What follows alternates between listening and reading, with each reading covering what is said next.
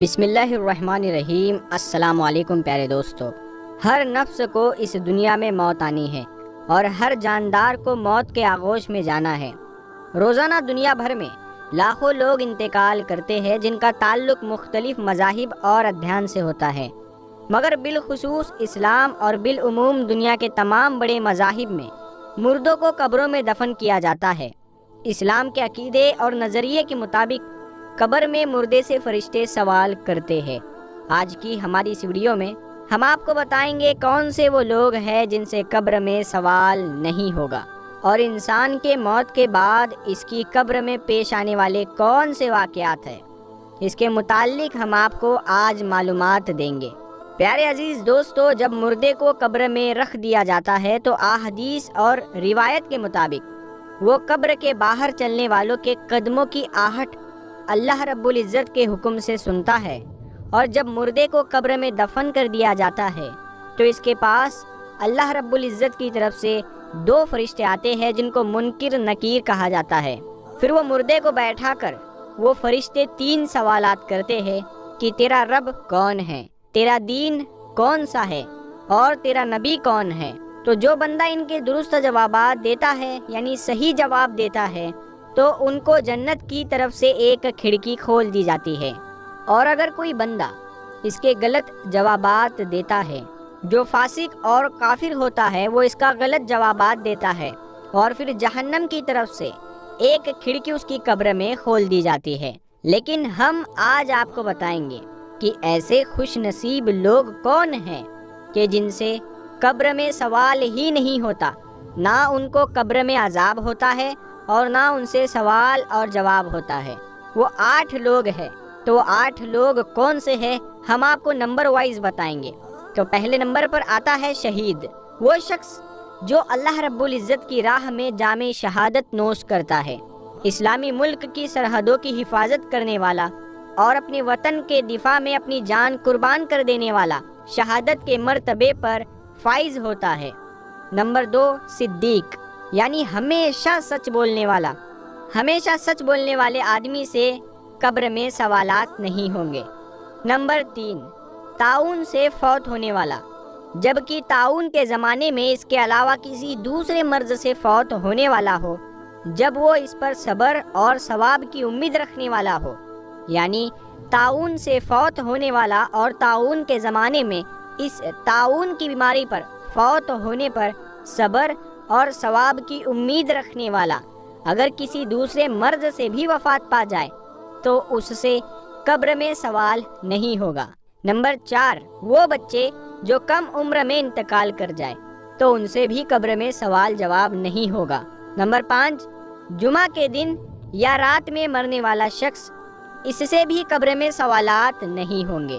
Number 6 روایات کے مطابق ہر رات سورہ ملک پڑھنے والا، اور بعض علماء کے نزدیک سورہ ملک کے ساتھ ساتھ سورہ سجدہ کو بھی شامل کیا ہے کہ جو شخص ہر رات سورہ ملک اور سورہ سجدہ کو پڑھے گا تو قبر میں اس سے سوال نہیں کیا جائے گا۔ نمبر 7 جو شخص کسی بیماری میں سورہ اخلاص یعنی قل هو اللہ احد کی سورت کا ورد رکھے گا، اس کو بار بار پڑھے گا، اور اسی مرض میں یہ بندہ اگر فوت ہو جائے تو اس سے بھی قبر میں سوال نہیں ہوگا۔ نمبر 8 انبیاء کرام سے، کیونکہ وہ گناہوں سے پاک ہوتے ہیں، وہ معصوم ہوتے ہیں، خطاؤں سے پاک ہوتے ہیں، اسی لیے انبیاء کرام سے بھی قبروں میں سوال نہیں ہوگا۔ پیارے عزیز دوستو، وہ حضرات جن سے سوال نہیں ہوگا اور وہ لوگ جن سے سوال ہوتا ہے لیکن وہ بالکل درست جوابات دیتے ہیں، ان کا حکم ایک ہی ہوگا، یعنی فرشتے اس کے لیے جنت کے دروازوں میں سے ایک دروازہ یا ایک کھڑکی کھول دیں گے، جس سے اس قبر میں جنت سے ٹھنڈی ٹھنڈی ہوا اور خوشبو اس کے پاس آتی رہے گی، اور اس کی قبر کو کشادہ اور نورانی کر دیا جائے گا۔ اور احادیث کے مطابق، ایک حدیث کے مطابق 70 گز لمبا اور 70 گز چوڑا اس کے قبر کو بنا دیا جائے گا، اور ایک دوسری روایت کے مطابق جہاں تک انسان کی نظر پہنچتی ہو اتنی اس کی قبر کو اور اس کی لمبائی اور چوڑائی کو وسیع کر دیا جائے گا۔ اور اگر بندہ منافق یا کافر ہوتا ہے تو وہ سوالوں کے جواب میں کہتا ہے میں نہیں جانتا، ہائے افسوس میں نہیں جانتا۔ تو فرشتے اس کو لوہے کے گرج یعنی ہتھوڑے سے ایسے مارتے ہیں کہ جن و انس کے علاوہ تمام مخلوق اس کی چیخیں سنتی ہے، اور قبر اس پر اس قدر تنگ ہو جاتی ہے کہ اس کی پسلیاں ادھر کی ادھر اور ادھر کی ادھر نکل جاتی ہے۔ پھر دوزخ کی کھڑکی اس کی قبر میں کھول دی جاتی ہے اور وہ شخص عذاب میں مبتلا رہتا ہے۔ اور اگر یہ شخص مومن ہو تو عذاب پورا ہونے پر اس کی رہائی بھی ہو جاتی ہے، اور کبھی اللہ تبارک و تعالیٰ کے فضل و کرم سے اور کبھی دنیا کے لوگوں کی دعا اور صدقہ اور خیرات کی وغیرہ کی ایصال ثواب سے بھی رہائی حاصل ہوتی ہے۔ پیارے دوستو، روایت میں یہ بھی ہے کہ ہر صبح اور شام ہر مرد کو اور عورت کو، ہر مردے کو اس کا ٹھکانہ دکھا دیا جاتا ہے۔ جنتی کو جنت دکھا کر خوشخبری دی جاتی ہے اور دوزخی کو دوزخ دکھا کر اس کی حسرت کو بڑھاتے ہیں۔ پیارے دوستو، حضرت انس رضی اللہ تعالیٰ عنہ سے روایت ہے کہ رسول اللہ صلی اللہ تعالیٰ علیہ وسلم نے ارشاد فرمایا، میت کے ساتھ 3 چیزیں جاتی ہے، اس کے گھر والے، اس کا مال اور اس کا عمل۔ 2 تو لوٹ آتی ہے اور 1 اس کے ساتھ رہ جاتی ہے۔ اس کے گھر والے اور اس کی دولت لوٹ آتے ہیں اور اس کا عمل اس کے ساتھ رہ جاتا ہے۔ یعنی جب انسان مر جاتا ہے تو اسے رخصت کرنے والے اس کے ساتھ ساتھ جاتے ہیں، چنانچہ اس کے گھر والے اس کی قبر تک اس کے ساتھ جاتے ہیں اور اس کا مال بھی اس کے ساتھ جاتا ہے، یعنی غلام اور خادم وغیرہ بھی اس کے ساتھ جاتے ہیں، اور اس کا عمل بھی اس کے ساتھ ہی ہوتا ہے۔ 2 تو لوٹ آتے ہیں اور اس کا عمل اس کے ساتھ ہی رہ جاتا ہے۔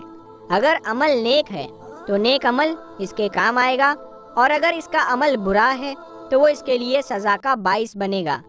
پیارے دوستو، احادیث مبارکہ کے مضمون کے مطابق جب انسان مر جاتا ہے تو کچھ اعمال کا ثواب پھر بھی اس کو ملتا ہے۔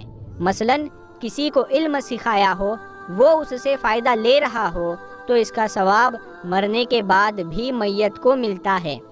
پانی کا کنواں بنایا ہو، لوگوں کے لیے مسافر خانے یا راستے بنائے ہو اور اس پر لوگ آتے جاتے ہو تو اس کا ثواب بھی اس کو ملے گا۔ کہیں پر درخت لگایا ہو اور لوگ اس کے سائے میں بیٹھے یا اس کے پھل وغیرہ سے فائدہ اٹھائے تو اس کا فائدہ بھی میت کو پہنچتا ہے۔ مسجد بنوائی ہو یا قرآن مجید کسی کو پڑھایا ہو یا دیا ہو، یا اپنے پیچھے نیک اولاد چھوڑی ہو، تو ان سب کا ایصال ثواب اور نیک اعمال سے میت کو فائدہ ہوتا ہے۔ اللہ تبارک و تعالی ہمیں نیک اور صالح بنائے اور ہماری اولادوں کو نیک بنائے، تاکہ اپنے والدین اور بڑوں کے لیے دعائیں مغفرت کرتی رہے، اور ہمیں بھی توفیق دے کہ ہم اپنے بڑوں کے لیے دعائیں مغفرت کرتے رہے۔ اللہ تبارک و تعالی ہمیں اور آپ سب کو جنت الفردوس میں اعلیٰ سے اعلیٰ مقام عطا فرمائے، آمین یا رب العالمین۔ پیارے دوستو، کمنٹ باکس میں آمین ضرور لکھیں، کیا پتہ کس کا لکھا آمین کب قبول ہو جائے۔ دوستو، اگر آپ کو ویڈیو پسند آئی ہے تو اسے لائک ضرور کریں، اور ساتھ ہی ساتھ یوٹیوب چینل کو سبسکرائب کر کے بیل آئیکن ضرور دبا دیں۔ انشاءاللہ ہم پھر ملیں گے ایک نئی ویڈیو کے ساتھ کل رات 8 بجے۔ تب تک کے لیے ہمیں اجازت دیجیے۔ السلام علیکم۔